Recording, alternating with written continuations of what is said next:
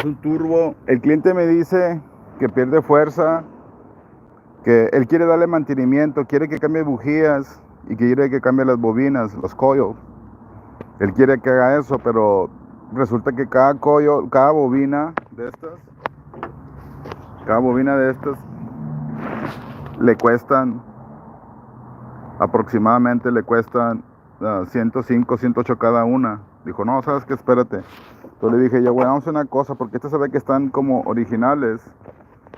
Tiene 3 iguales y una que le cambiaron.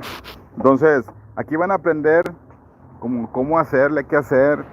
Y ahorita les voy a enseñar cómo es que diagnostica uno si te da el código P0300, el motor pierde fuerza. Y queremos restablecer fuerza, es lo que vamos a hacer. Le vamos a decir qué es lo que se puede hacer, qué se tiene que hacer. No importa el motor que sea, el carro que sea, se puede. Por ejemplo, sean bienvenidos VIP Guests. Este carrito, miren, aquí lo que vamos a hacer es lo siguiente.